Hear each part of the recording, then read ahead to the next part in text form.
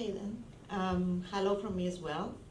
I come from the University of Cyprus, and I'm going to present some data that actually have very little to do with my research interests. This is work that has stemmed entirely from practical and clinical needs, more than research interests. I teach a lot of the assessment courses at my university, and as I will show you in a little bit, in the Greek-speaking world overall, there's a huge need for good standardized tests. So we got into this huge endeavor of trying to standardize some very useful instruments. So why do we need good instruments for cognitive assessment of children and adolescents? Well, mental ability, as we know, and achievement are core features and symptoms in a lot of childhood disorders.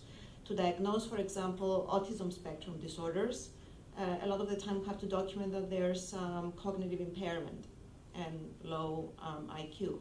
In order to diagnose specific learning disabilities, we need to ensure that school achievement is lower than what we would have expected based on ability. Even with regards to normally developing children, though, as well, we need to be able to document strengths and difficulties in their cognitive repertoire so that we can utilize those in the context of treatment and educational interventions.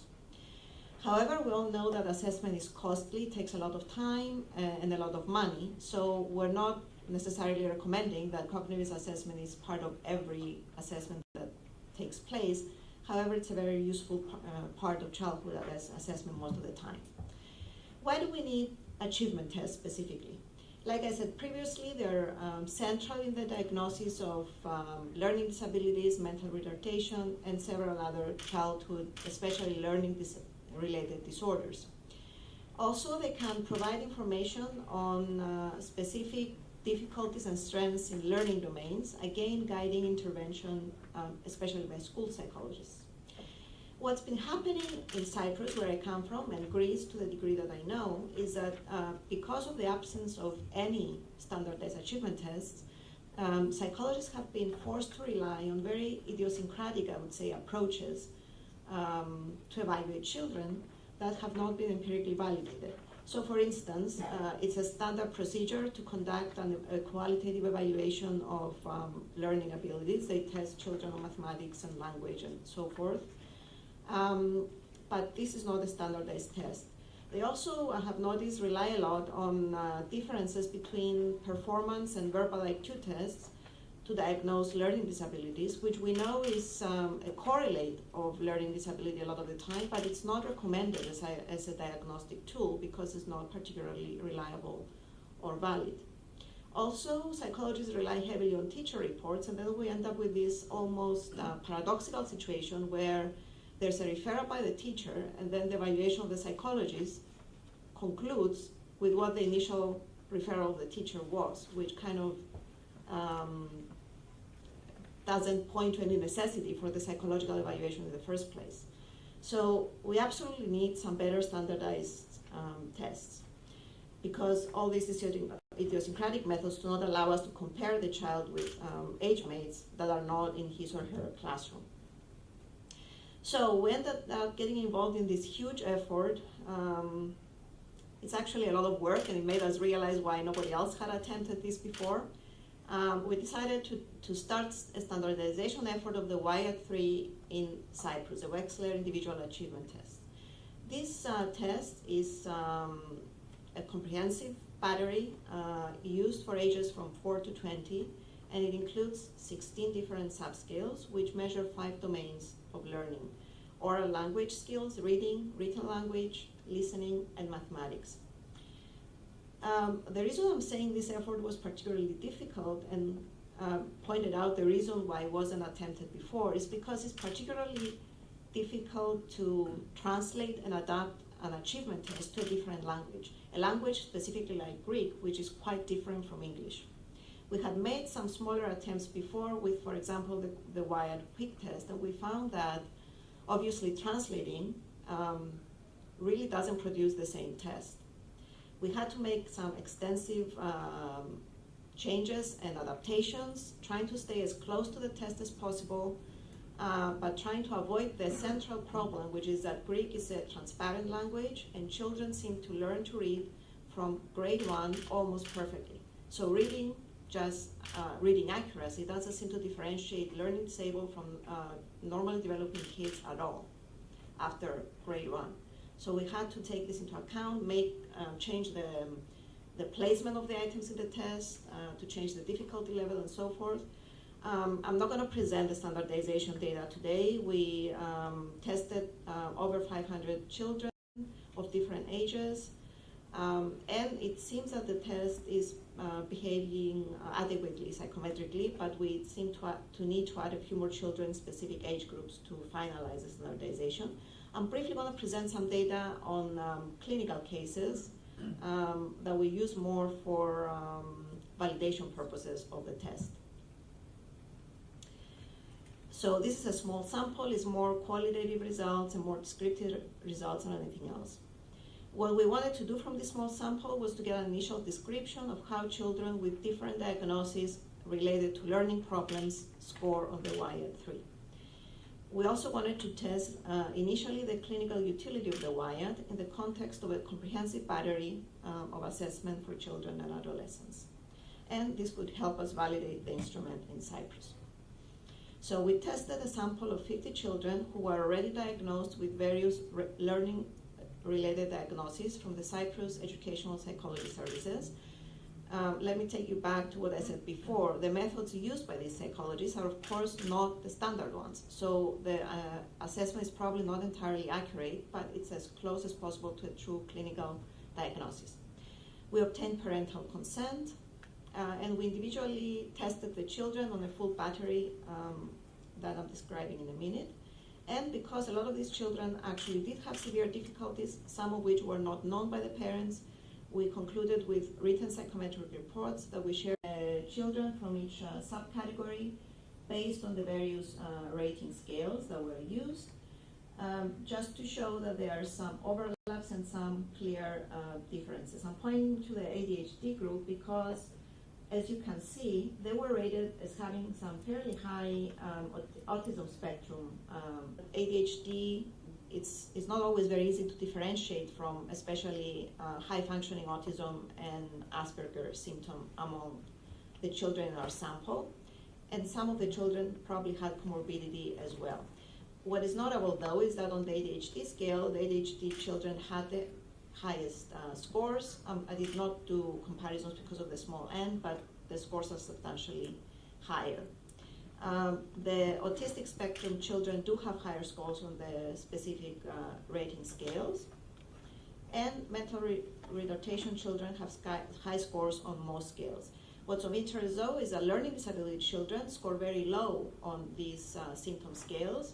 Therefore, it might be useful to include some such symptom-specific scales in a full comprehensive battery to help differentiate children with specific learning difficulties and not the comorbidity with all these other disorders.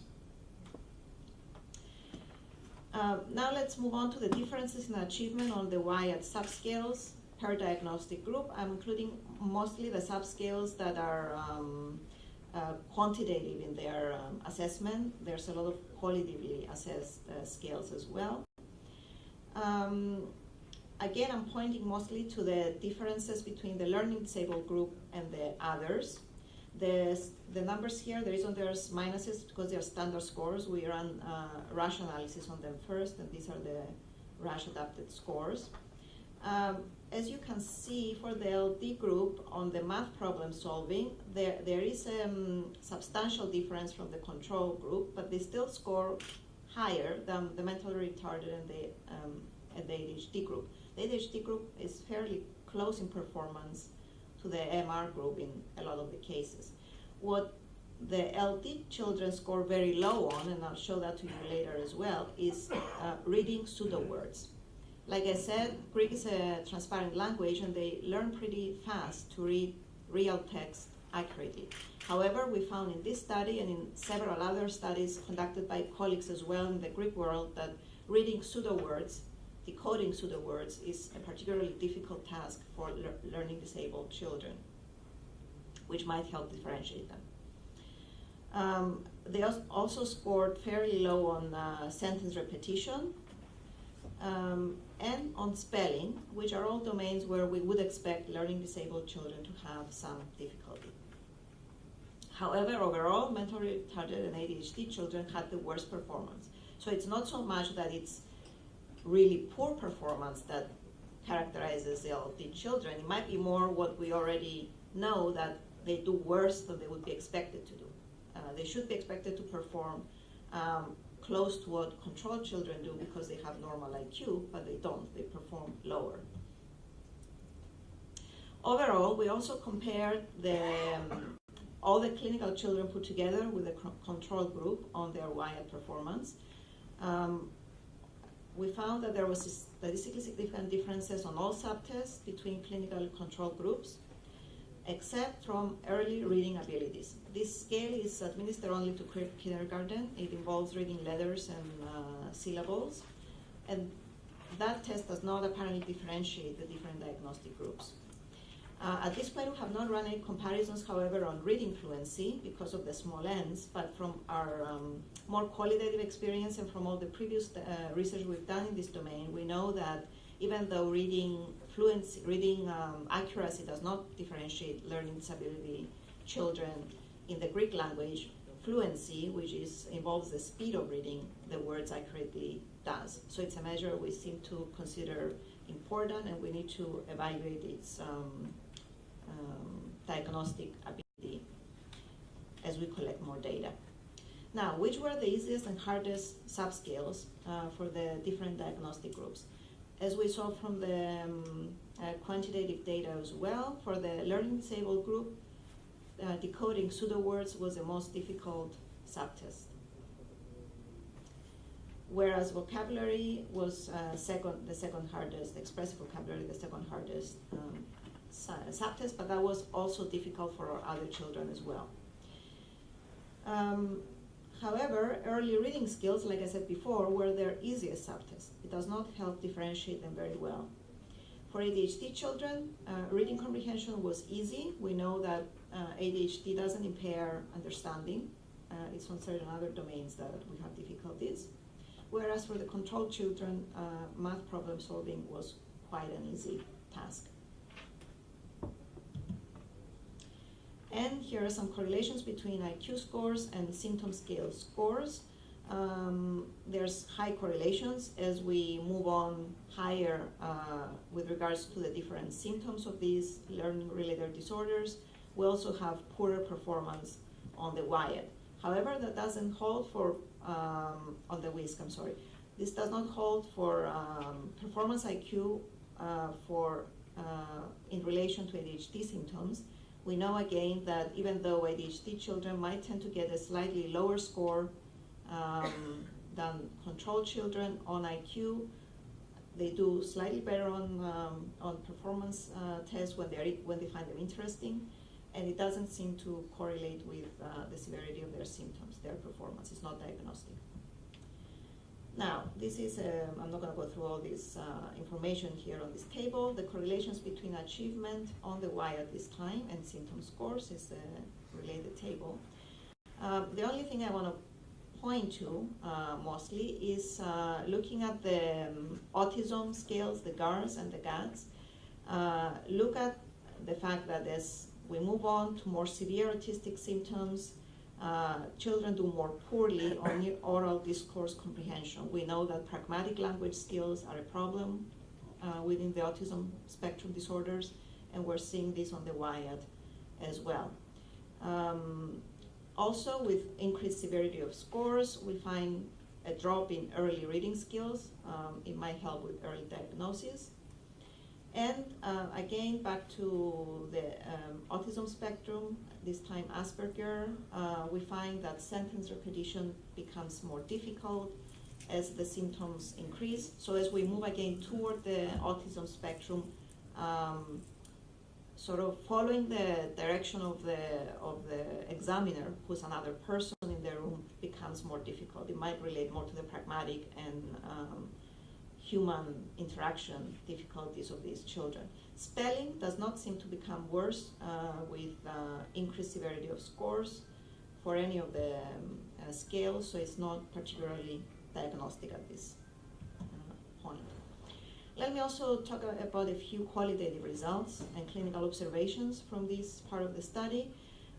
When looking at this point to individual assessments, to the results of individual children, we found that the combination of ability and achievement test is quite useful in providing a good differential diagnosis.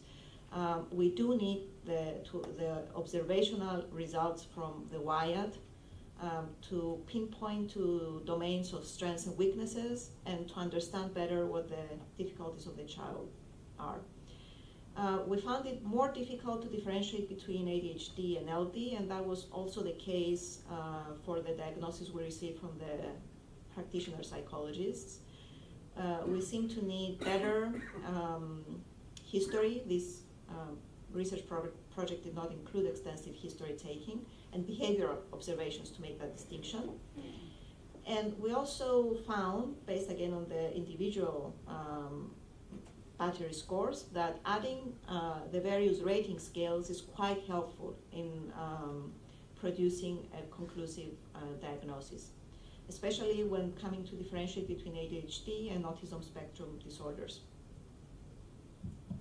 So in conclusion, obviously we seem to need ways to produce a global and multi-level assessment with a variety of sources of information to derive a correct diagnosis.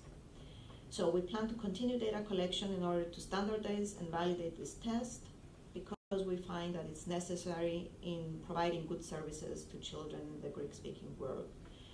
It's easiest to differentiate LD from other disorders when such a broad battery is used. And also we might need a combination, like I said, with symptom rating scales. For children with developmental disabilities, scales measuring functional behavior were particularly useful in making that differentiation. So are we recommending a dependence on cognitive tests? Well, in this symposium, we're obviously talking about the need for good assessment. There's a huge debate in the clinical field about using empirically based tests versus clinical judgment. Of course, a solid clinical interview is invaluable to fill in the gaps in any sort of assessment, but clinical judgment alone is fallible, and as we know, can be biased. We are not always as good to pay attention to details and to remember what we've found in our diagnostic interview, and we are particularly poor as clinicians to learn from prior errors. We don't correct our errors as time passes. So ideally, it might be good to have specific prediction formulas or models that help us diagnose each specific case. We don't have those. We just have some good, validated tests that we should make as good use of as possible when we have access to them. So in the meantime, we're suggesting reliance on empirically validated tests and local data collection in the sense that we should keep good records of the differences and similarities between our cases so that we can use the information in the future. And I just want to thank our collaborators and the families and children and parents who trusted us to take part in this project. Thank you very much.